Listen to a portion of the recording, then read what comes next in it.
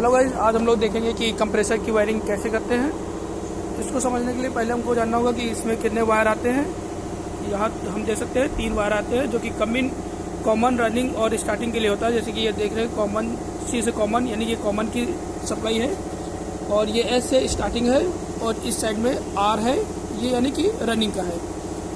तो इसमें जो रोल होता है रेड यानी जो रनिंग और स्टार्टिंग होता है, ये दो हमारे कैपेसिटर से आते हैं, कैपेसिटर से, और ये सेपरेट वायर आता है मेन सप्लाई से, उसका वायर होता है जो कि कॉमन का होता है।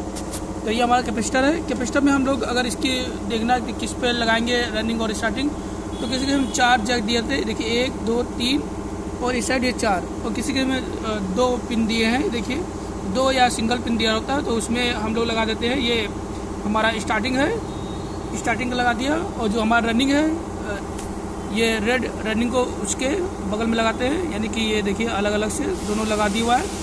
और इसके अलावा जो हमारा कॉमन रहता है, कॉमन के लिए ब्लैक वायर आता है जो कि अलग से आता है। अगर आप चाहें तो पीसीबी से, देखिए हमारे यहाँ कॉमन आया यानी न्यूट्रल आया है, तो इससे ये कंप्रेसर वायर गया और ये मेन सप्लाई का आया है।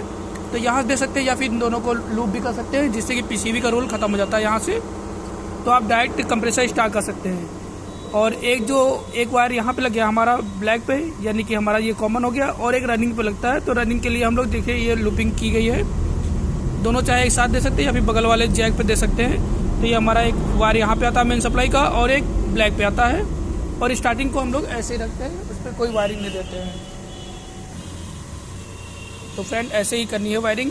अगर पीसीबी का रोल डायरेक्ट चलाना है तो इन दोनों को मतलब शॉर्ट कर देना है आपस में। मेन सप्लाई को, एक मेन सप्लाई आएगी रनिंग पे और एक मेन सप्लाई आएगी कॉमन पे, और हम लोग इसको ऑन कर देंगे। कंप्रेसर वायरिंग ऐसे ही करते हैं, सभी उसमें ऐसी ही होती हैं। या फिर पीसीबी थ्रू दे सकते हैं। पीसीबी में भी वैसे ही सेम मतलब वही रहता है। यहाँ पे देखिए रिले रहता है, तो जिससे कि हमारा 3 मिनट लेता है या फिर जो समय लेता है कंप्रेसर स्टार्ट होने में यानी कूलिंग करने में, तो इस रिले को जैसे लेता है। हम लोग मेन सप्लाई यहाँ से देख के इसको हम रिले के थ्रू देते हैं। ओके, धन्यवाद।